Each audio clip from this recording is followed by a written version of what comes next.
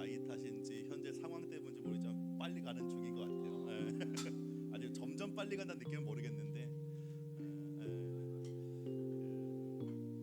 제가 페이스북에 제가 제 글을 올리지 않고 가끔 이렇게 다른 분들 올리는 글을 보기 위해서 보는 용도로 이렇게 쓰고 있는데, 한 목사님이, 그분은 이제 말씀 묵상에 자기 표현대로 하면 목숨을 건 그런 분인데, 말씀 묵상해 준 유익 중에 하나는 마치 주일 예배가 우리가 주일로부터 시작하는 사람, 하나님으로부터 시작되는 사람이라고 하는 걸 깨우쳐 주는 것처럼 말씀 묵상이 자기한테는 그런 역할을 해주더라는 거예요. 내가 하루를 분주하게 살아가다가 사실은 우리가 늘 바르게 가고 싶지만 그렇게 못 갈 때가 있잖아요. 그런데 말씀 묵상은 다시 내가 어디서 출발했는지를 알려주게 되고 또 어디로 가야 될지를 알려준다, 뭐 이런 얘기를 했던 것 같아요. 여러분이 열심히 또 6월에 새로운 책으로 한 달간 말씀 묵상 하실 텐데, 말씀이 여러분에게 그러한 은혜로 다가오기를 소망하고, 또 우리가 오늘 함께 드리는 예배도 하나님 앞에 늘 나의 시작이 어디였는가, 나는 원래 어떤 존재였는데 어떻게 되어져 가고 있는가, 우리가 지금 보는 말씀도 다 그러한 주제들인데 그것을 돌아보는 은혜가 있기를 소망합니다. 우리 함께 예배를 위해 기도할 때 하나님, 우리의 마음을 하나님께서 인도해 주시고 우리의 마음의 문을 열어주시고, 또 한 주간 또 많이 분주했고 또 많이 무거웠던 우리의 삶의 무게들이 있었는데 그것은 잠시 하나님 앞에 내려두고 이 시간 우리가 정말로 하나님께만 몰두하고 집중할 수 있기를 원합니다. 그렇게 하나님께 인도해 달라고 소망하시면서 우리 잠시 함께 기도하겠습니다. 하나님 아버지, 오늘도 저희를 예배로 하나님 이 시간 우리가 예배하며 나아갈 때 다만 종교적인 어떤 선택들과 행위들 중에 하나로서 하나님을 예배하는 것이 아니라 하나님 나의 신발이 어디인가, 내 신앙이 어디인가, 나는 원래 어떠한 존재였는데 하나님으로 인하여 나의 삶이 어떻게 되었는가, 그것을 돌아보는 은혜가 있게 하여 주시옵소서. 우리의 삶이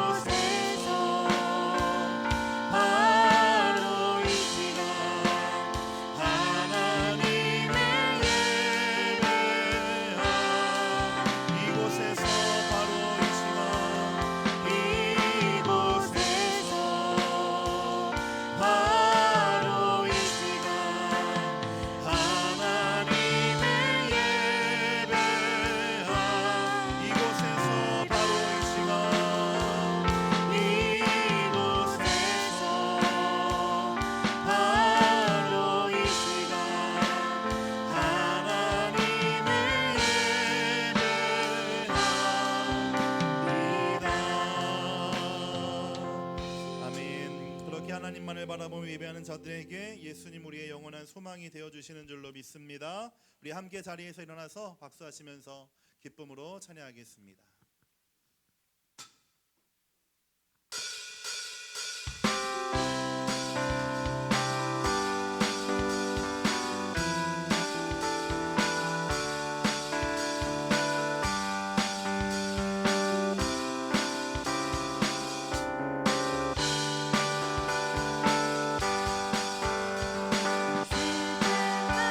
믿는 사람 예수 이름 믿으며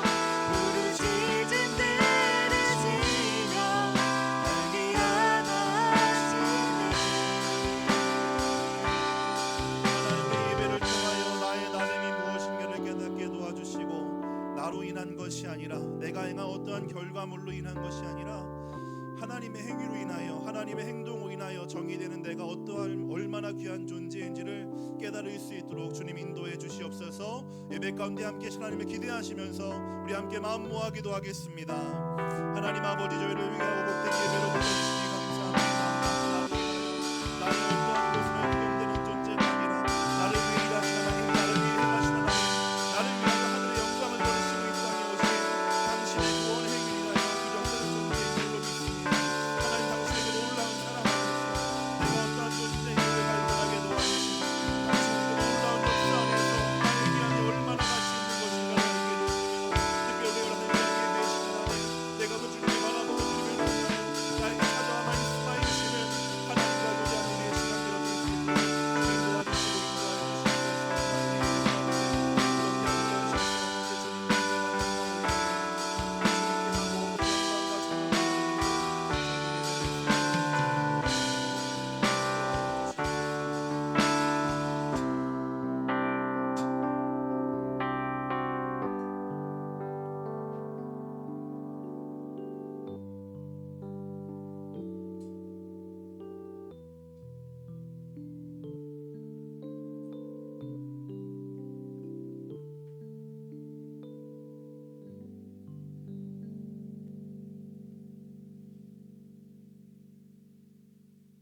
사랑이 많으신 하나님 아버지, 오늘도 교회에 나오게 해주셔서 감사합니다. 오늘도 그리스도를 영광으로 맞이하며 예배하는 예배자가 되게 하옵소서. 주님, 매일 똑같은 일상으로 인해 주님을 떠나 세상의 유혹 속에 빠져 살았습니다. 주님께서 인도하시는 길을 보지도 못하고 방황하며 세상의 유혹 속에 휘둘려 살아가고 있는 저를 용서하여 주시옵소서. 오늘 예배를 통해 말씀을 통해 주님을 더 알고 주님께 나아가려 합니다. 주님께서 저를 구원해 주시는 사랑을 의지하며 나아가게 하옵소서. 오늘부터 청년부에 함께하는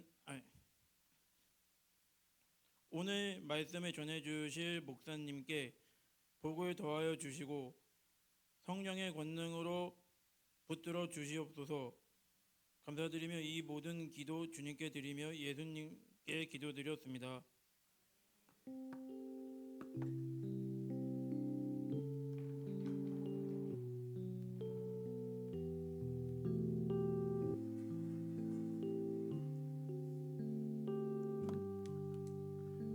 지금은 준비한 예물 하나님께 드리는 봉헌 시간입니다. 헌금 찬양 부르며 예물 올려드리겠습니다.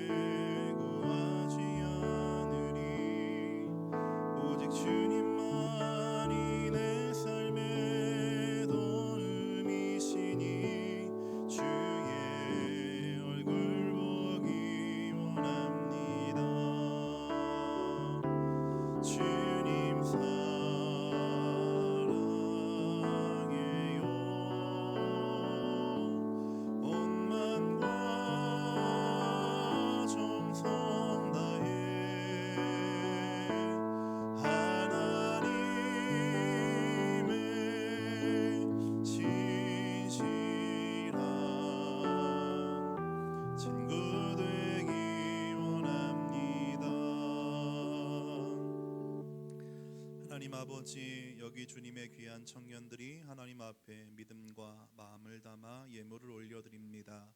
나의 삶의 모든 것이 하나님으로부터 공급되는 믿음으로 10의 1조 드리고 예배하게 하여 주심에 감사하며 주일헌금을 드리고 또 여러 가지 감사와 기도의 제목을 담아 하나님께 예물을 드리오니 주님 기쁘게 받으시며 하나님의 뜻이 있는 그곳에 사용되어지게 하여 주옵소서.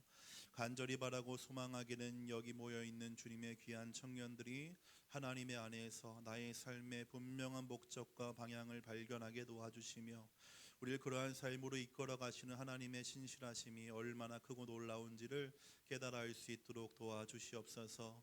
특별히 국방에서 나라를 지키고 있는 우리 청년들을 기억하며 하나님 그들의 몸과 영혼과 마음을 지켜주시고 이 시간들이 그들의 인격을 성장하게 하며 무엇보다 주님을 닮아갈 때에 귀하게 사용되어지는 걸음과 같은 시간될 수 있도록 인도해 주옵소서.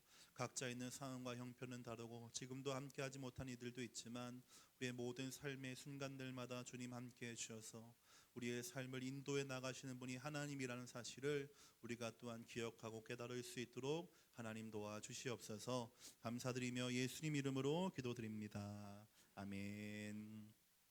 오늘 우리에게 주시는 하나님 말씀은 누가복음 1장 35절 말씀입니다. 누가복음 1장 35절 말씀.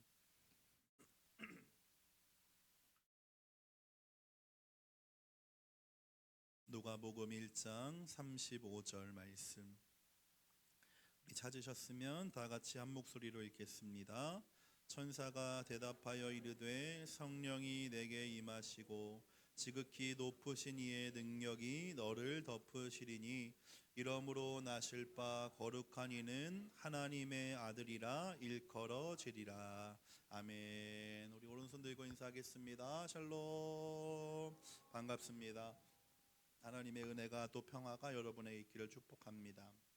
날씨가 조금씩 더워지니까요, 여러분 건강 잘 조심하시고 또 환절기에 또 뜻하지 않은 감기에 걸리는 경우도 있으니까 잘 챙기시면 좋겠습니다.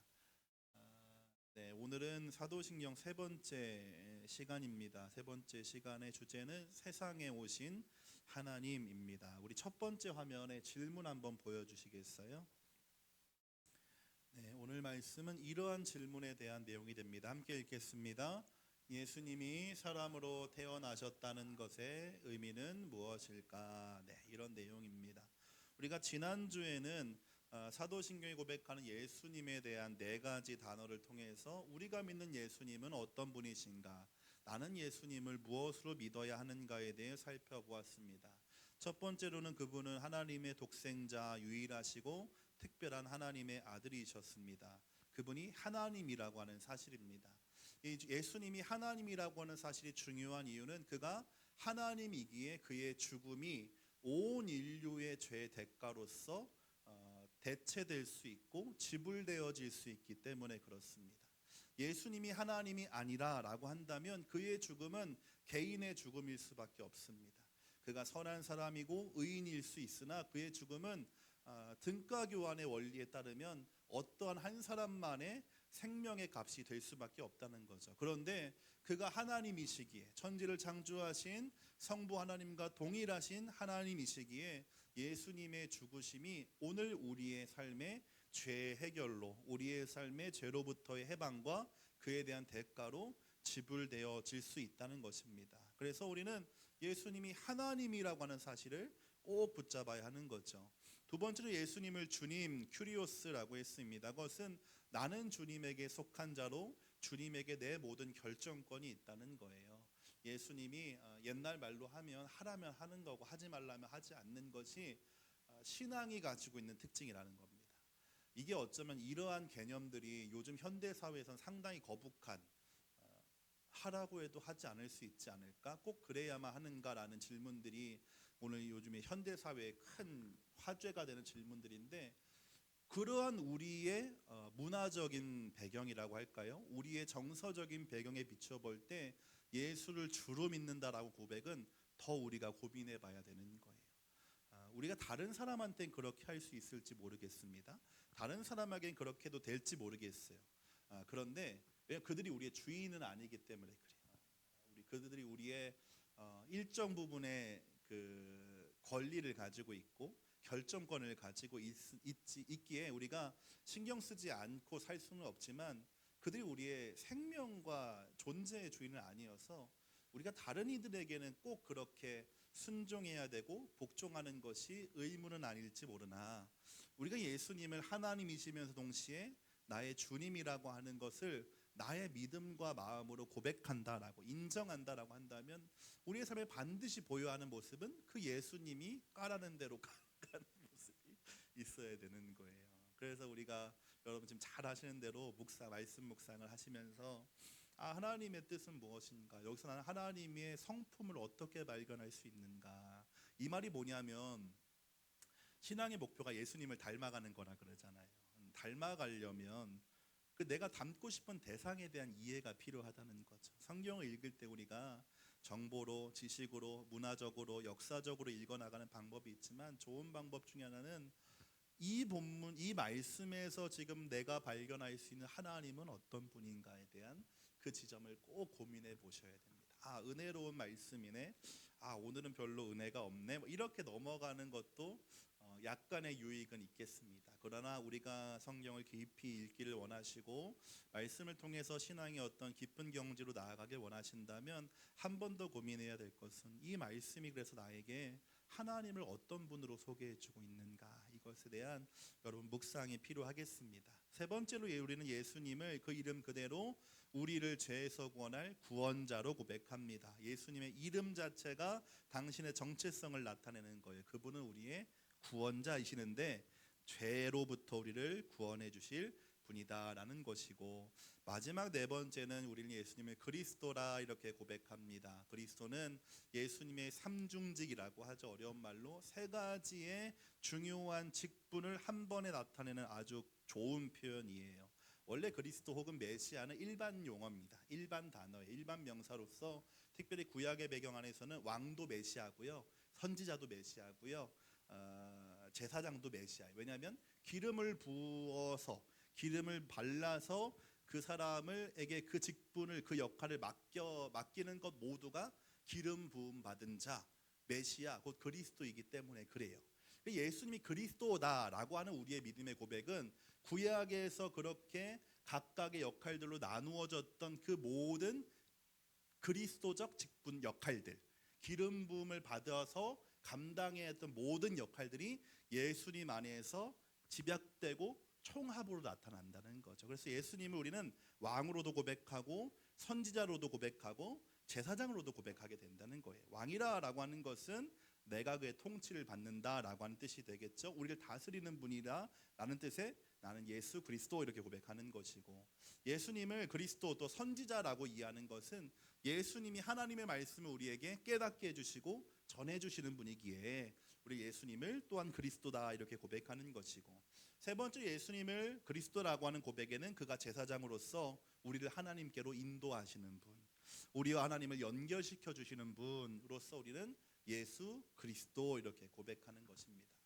그래서 우리가 모든 기도의 말미에 예수님의 이름으로 기도합니다, 예수님의 이름으로 기도드립니다 라고 끝맺음을 하는 이유는 이 우리의 제사장이신 예수님을 통하지 않고는 우리 같은 것들의 기도는 하나님께 닿을 수가 없기 때문에 그래요. 제가 몇 주 전에 그런 얘기를 했잖아요. 이 우주라고 하는 것에서 인간이라고 하는 존재가 얼마나 작은 존재일 수밖에 없는가.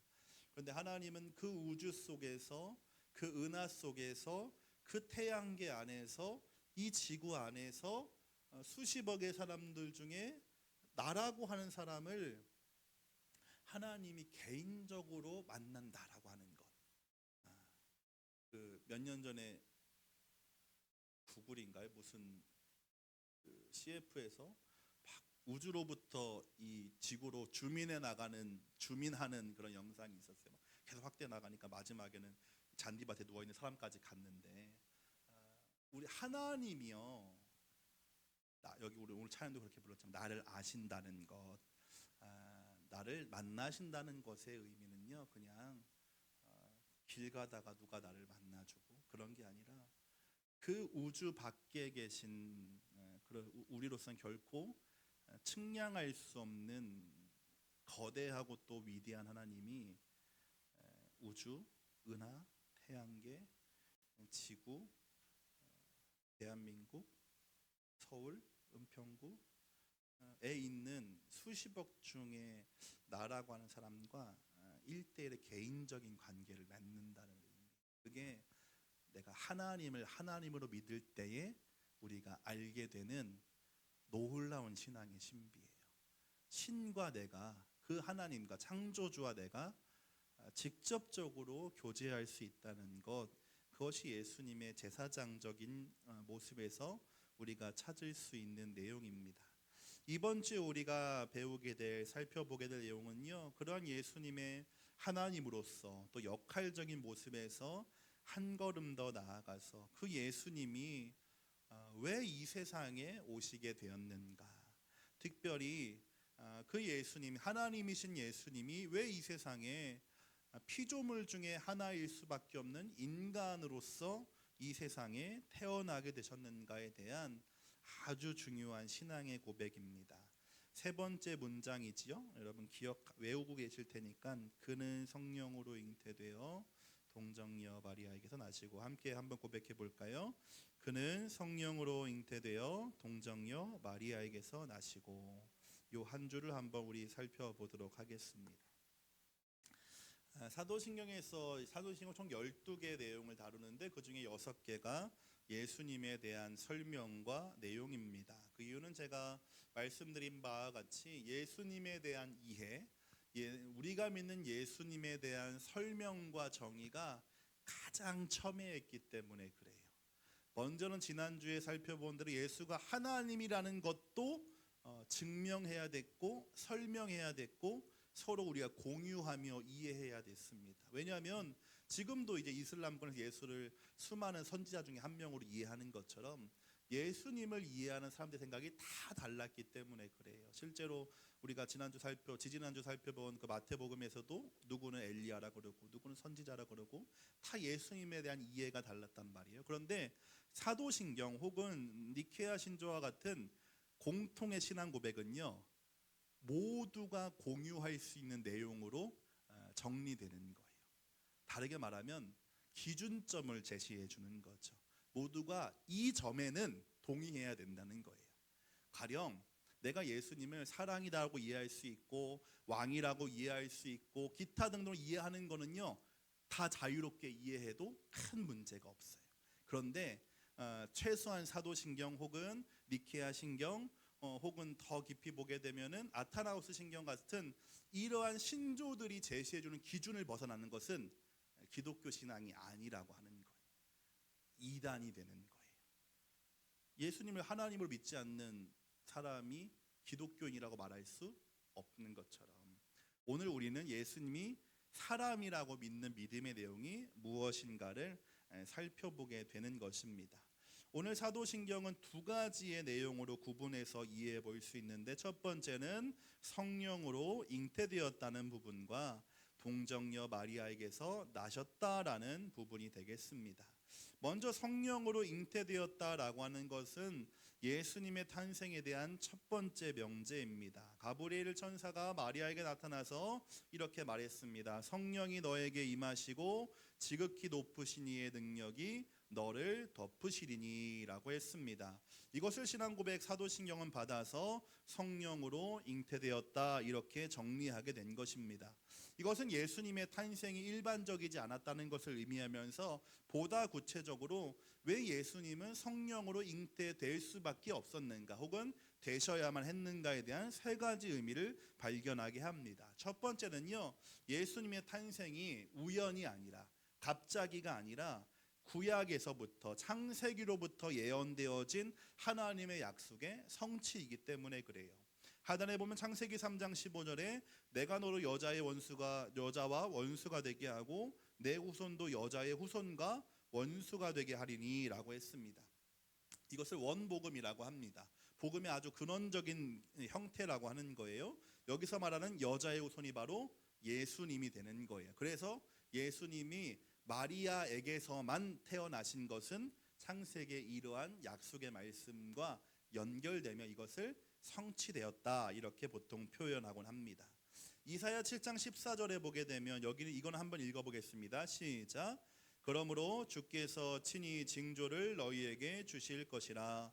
보라, 처녀가 잉태하여 아들을 낳을 것이요 그 이름을 임마누엘이라 하리라 라고 했습니다. 예수님의 탄생에는 처녀가 잉태했다는 이사야의 언약 예언의 성취로 보여질 수가 있다는 거죠. 미가서 5장 이전에도 예수님이 태어나신 베들레헴을 향하여서 너는 비록 작은 도시이지만 작은 마을이지만 이스라엘을 다스릴 그 하나님이 내게서 내게로 나올 것이다, 이렇게 예언하고 있습니다. 예수님의 탄생은 하나님께서 오래전부터 계획하시고 약속하셨던 그 예언과 약속의 성취라고 하는 거죠. 두 번째로 성령으로 잉태되었다는 것의 의미는 예수님에게 죄가 없다라고 하는 것, 예수님이 죄인이 아니다라는 것에 근거가 됩니다. 그가 우리의 구원자라고 한다면, 그가 우리의 죄값을 대신 지불해 주실 하나님의 희생양이라고 한다면 그에게는 죄가 없어야 돼요. 그가 우리와 똑같이 죄가 있는 존재라고 한다면 그의 죽음에 우리의 죄값을 더 얹을 수가 없게 되는 거죠. 그러나 예수님이 죄가 없는 분이라고 하는 사실로 인해서 그분이 우리의 구원자임이 확실하게 되어지는 것입니다. 예수님이 성령으로 잉태되었다는 사실은 그 예수님께서 인간의 이 죄악된 본성의 그 계보 밖에서 태어나셨음을 의미합니다. 이걸 굉장히 잘 이해해야 되는데, 죄악의 계보 밖에서 태어나셨다는 것을 잘못 이해하게 되면 죄악의 계보가 남성 유전자로 흐른다로 이해할 수가 있어. 실제로 얼마 되지도 않았을 거예요. 100년 정도 이전에는요, 대부분의 신학자들뿐만 아니라 신앙인들이 그러한 이해를 가지고 있었어요. 아담의 예수님이 동정녀를 통해서 탄생하셨다는 사실을 통해서 예수님이 죄인이 아닌 근거는 그가 남성 유전자를 받지 않았기 때문이다, 이렇게 이해하는 이해가 있었습니다. 그런데 지금 말하고 있는 그래서 이제 이단들이 자기 자신을 하나님이라고 칭하면서 여자 성도와의 어떤 성적인 이 폭행들을 하게 되는 거에 이런 근거들이 되게 잘 쓰이게 돼요.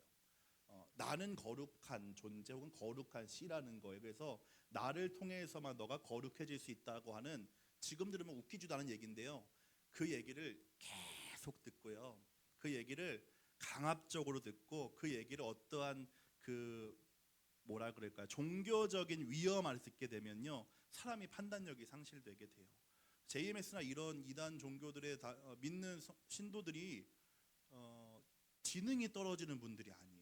실제로 경찰의 고위 간부 중에도 있다고 했고 방송국에도 있다고 했고, 그런 사람들이 그럼에도 불구하고 그러한 논리 가운데 현혹되고 넘어가게 되는 이유는 사람의 판단력이 얼마나 연약한지를 알려주기도 하면서, 사실 이단의 꾀임에 넘어가는 것은 논리적으로 동의했기 때문이라기보다는 우리로 하여금 구원에서 멀어지게 하는 이 마귀의 역사라고 이해하는 것이 사실 기본적인 이해예요. 사람을 유혹하는 거예요.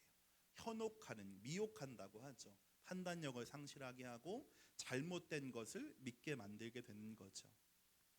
예수님이 성령으로 잉태되어셨다는 그 사실이 왜 예수님의 죄가 없음으로 이어지게 되냐면, 이건 조금 신학적인 진술일 수도 있는데요, 본래 사람은 남성과 여성을 통하여서 새로운 생명을 잉태합니다. 그런데 예수님의 탄생에서 마리아라고 하는 존재는요, 하나님을 통해 예수님을 탄생시키도록 하는 중요한 통로 중에 하나였어요. 하나님의 도구 중에 하나였다는 거죠. 그러니까 마리아가 스스로 예수님을 잉태하거나 생산한 것이 아니라 하나님의 창조의 능력이, 세상을 말씀으로 창조하셨던 그 하나님의 능력이 마리아라고 하는 존재를 통해서 예수님을 창조하셨다는 거죠. 그러니까 예수님의 창조는 그래서 마리아라고 하는 인간을 통해서 이루어진 것도 아니고, 이제 가톨릭은 이제 이 성모를 강조해서 강조점을 조금 비껴서 말하기도 하지만, 하나님의 창조, 하나님만의 창조를 통해서 예수님은 이 세상에 인간으로 오신 것이기 때문에 거기에 인간의 죄악된 본성이 개입될 여지가 없었다. 성령으로 잉태되었다는 사실, 오늘 본문의 말씀처럼 하나님의 지극히 높으신 이의 능력이 너를 덮었다라고 하는 것이 예수님이 우리를 위해 이 세상에 인간으로 오실 때에 죄가 없는 분으로 오셨음을 가르쳐 주는 거죠.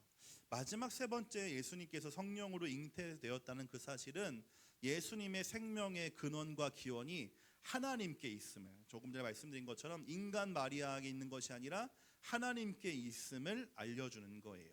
예수님은 하나님이 만드신 피조물로서 이 세상에 태어나신 것이 아니라 우리가 지난주 살펴본 것처럼 하나님에게서 나신 하나님, 빛에서 나신 빛, 참 하나님에게서 나신 참 하나님으로서 창조되지 않고 나시어 성부와 한 본체로서 만물을 창조했다. 이 예수님이 하나님임이 성령을 통한 잉태를 통해 증명된다는 겁니다. 그렇다면 종정녀를 통해, 마리아를 통해서 이 세상에 예수님이 나셨다는 것은 무슨 의미인가 라고 했을 때 천세의 말을 이어서 보게 되면 예수님은 성령으로 잉태되셨지만 마리아에게서 태어나셨음을 우리는 알게 됩니다. 첫 번째, 예수님이 마리아 동정녀를 통해서 태어나셨다고 하는 사실은 예수님이 실제 인간으로서 이 세상에 오셨음을 가르쳐 줍니다.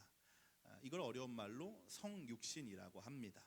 요한은 요한복음 1장 14절에서 말씀이 육신이 되어 우리 가운데 거하셨다. 하나님이 인간이 되어서 이 세상에 오셨다라고 하는 것을 증언하고 있습니다.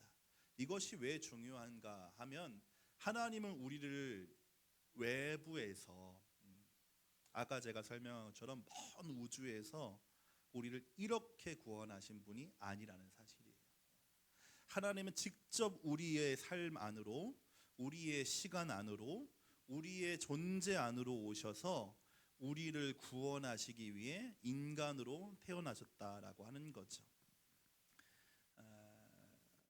제가 좋아하는 한 선교사님은 이 예수님의 성육신에 대해서 묵상한 끝에 어떻게 이것을 표현하냐면 창조주가 피조물의 자궁에 잉태된 사건이다, 이렇게 얘기해요. 창조주가 피조물의 자궁에 잉태된 사건이다. 우리가 작은 옷을 입으면 굉장히 불편합니다. 제가 오늘 안 입던 양복을 입었는데 불편했습니다. 옷이 작아서 그랬어요. 큰 존재가 작은 존재에게 맞춘다는 것은요, 불편함이에요. 더 나아가서 수치이며 모욕이에요. 그래서 부모님의 사랑이 사실 놀라운 이유는요, 부모는 자식의 눈높이에 자기를 맞추기 때문이거든요.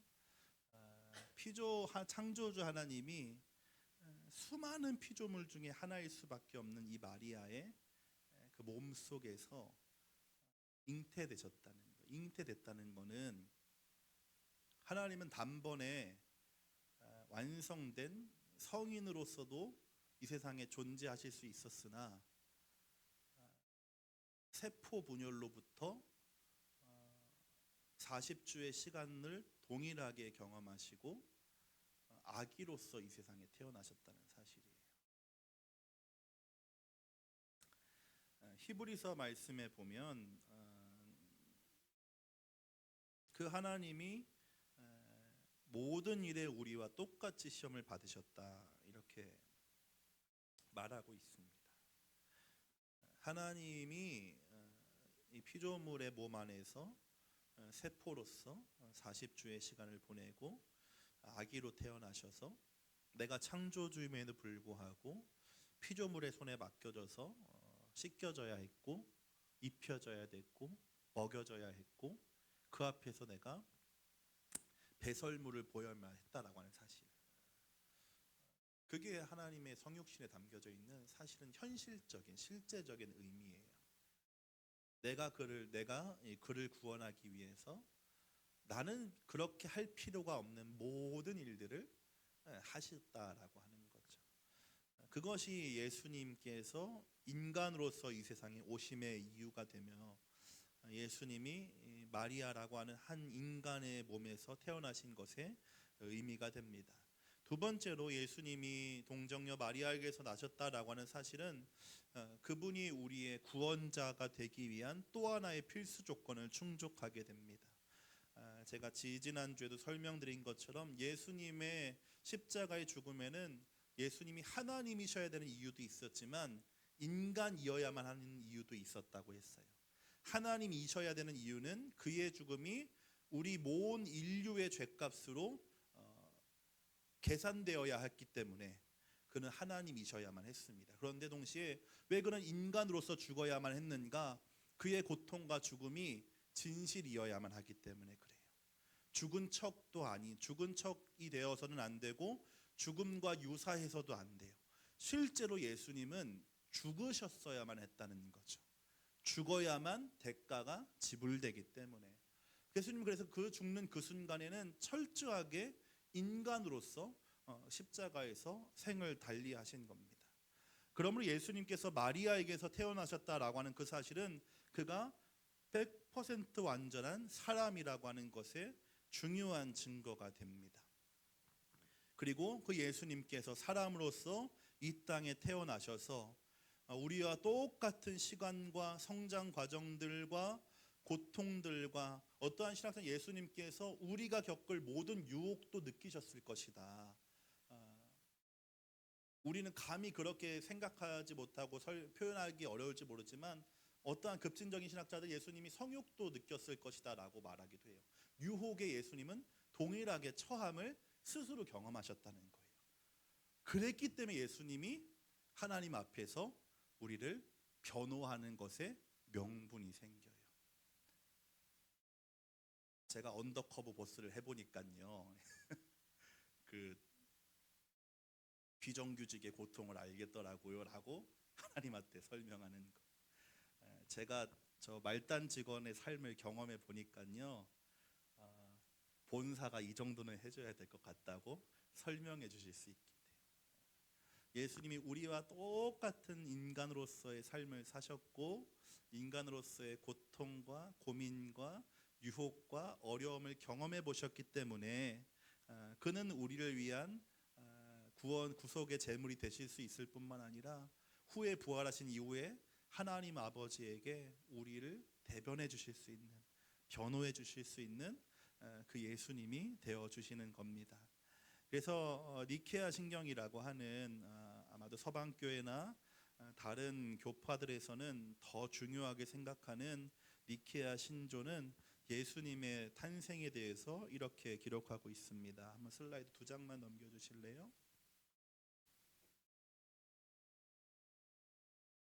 한 번 더 넘겨 주세요. 네. 읽겠습니다. 시작. 성자께서는 저희 인간을 위하여 저희 구원을 위하여 하늘에서 내려오셨음을 믿나이다. 또한 성령으로 인하여 동정 마리아에게서 육신을 취하시어 사람이 되셨음을 믿나이다. 이게 예수님에 대한 우리의 두 번째 신앙 고백이 됩니다. 사실 이제 니케아 신조는 가톨릭원에서 많이 사용하는데 위에는 밑줄이 없고 아래는 밑줄이 있잖아요. 그래서 한 장 뒤로 한번 가보실래요?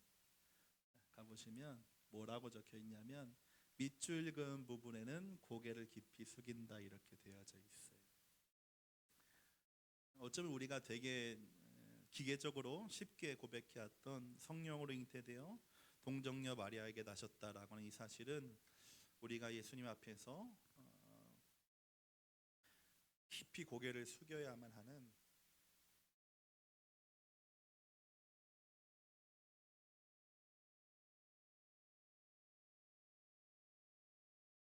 신앙 고백의 핵심이 된다라고 하는 겁니다. 오늘 말씀을 정리해 보게 되면 예수님은 성령으로 잉태되신 하나님이시나 동정녀에서 태어나신 참된 인간으로서 우리에게 오셨습니다. 예수님은 우리의 현실 속에 오셨고 우리의 역사 속에 오셨고 우리의 연약함 속으로 직접 오셔서 완전한 하나님이시나 완전한 인간으로 우리의 모든 죄를 해결하셨으며 하나님과 인간 사이에 끊어졌던 관계를 회복시켜 주셨고 그 예수님이 그렇게 하나님이자 인간으로서 우리를 위한 희생의 제물이 되어 주셨기 때문에 우리는 예수님께 베드로의 고백을 따라 주는 그리스도이시며 살아계신 하나님의 아들이다 이렇게 고백할 수 있게 됩니다. 오늘 이 내용들이 사람마다 조금씩 다르게 이해될 수 있겠고 이해되는 영역이나 분량이 다를 수 있겠으나 희한하게 이 사도신경을 준비하면서 경험하고 또 생각하게 되는 건요, 이해되지 않아도 어느 날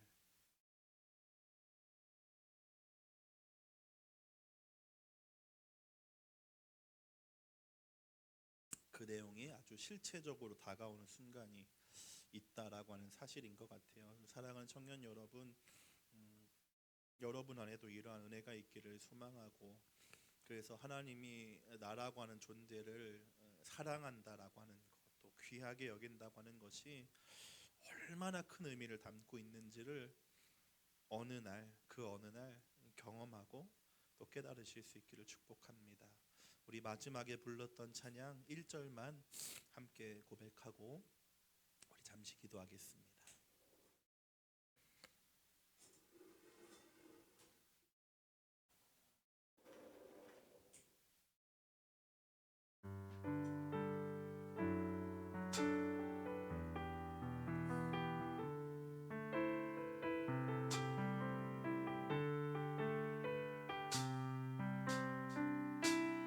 온 땅의 주인 되신 주님이 내 이름 아시며 상한 맘 돌보네.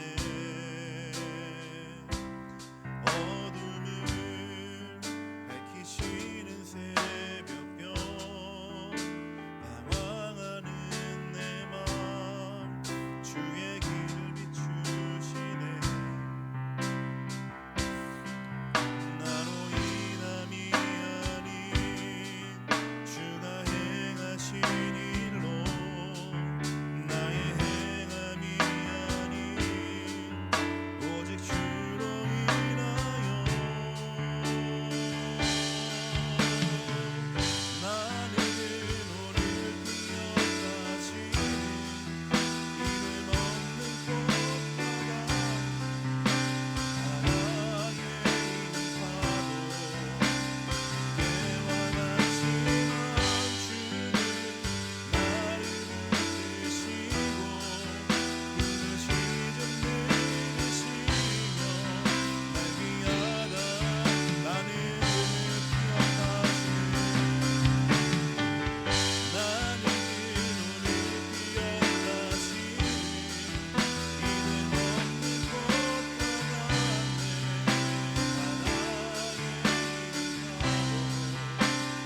이름 없는 꽃과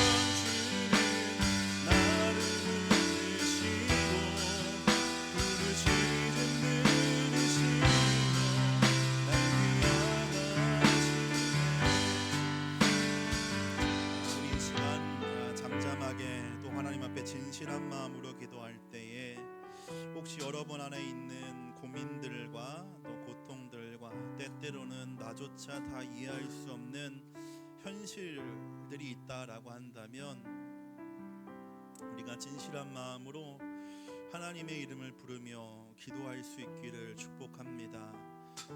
하나님이 우리를 아신다라고 하는 것은 나의 삶에 있는 모든 선택과 운명뿐만 아니라 내 삶에 있는 모든 가능성들까지 아시는 것입니다.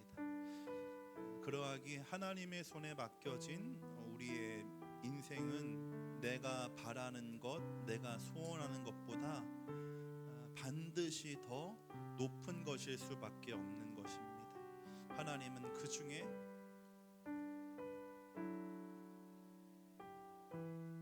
가장 최선의 것으로, 가장 선한 것으로 우리를 인도하실 것이기 때문입니다. 이 시간 그 하나님의 은혜와 도우심을 구하시면서 그 하나님이 나를 아신다는 사실에 여러분 또한 감사하시면서 우리 함께 믿음으로 하나님 앞에 기도로 나아가기를 원합니다. 함께 기도하겠습니다.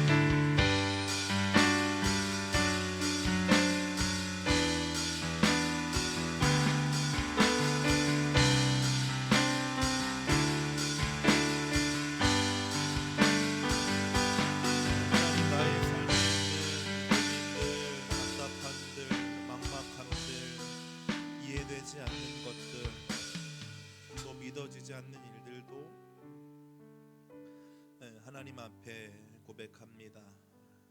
이해되지 않는다고, 믿어지지 않는다고, 답답하고 막막하다고 그렇게 고백할 수 있는 특권이 우리에게 있음에 감사합니다. 하나님, 나는 주의 이름을 부를 수 있습니다. 내가 하나님의 이름을 부를 때 하나님은 내 기도를 들으십니다. 그러므로 나의 삶은, 특별히 기도하는 자의 삶은 하나님의 책임져 주심 안에 있게 됩니다. 우리가 이 사실을 기억하며 하나님이 이 일을 이루시기 위해서 하늘의 모든 영광, 하나님으로서의 모든 권한과 지위와 모든 유익을 다 포기하고 이 세상에 피조물 중에 하나로서 오셨다는 그 사실이 우리 안에 깊은 감사로, 깊은 믿음의 기초로 세워질 수 있도록 도와주시옵소서. 이제는 우리 구주 예수 그리스도의 은혜와 하나님의 사랑과 성령의 교통하심이 오늘 들은 말씀을 기억하며 날 위해 세상에 오신 하나님, 날 위해 이 세상에 오신 예수 그리스도, 그분으로 인하여 허락되어진 놀라운 구원의 은혜에 감사하며 그 하나님에게 나의 삶을 내어 맡길 수 있는 믿음 되기를 소망하는 여기 모인 귀한 청년들, 이들의 가정과 학업과 직장과 일터 미래 위에 영원토록 함께 하시기를 간절히 축원하옵나이다. 아멘.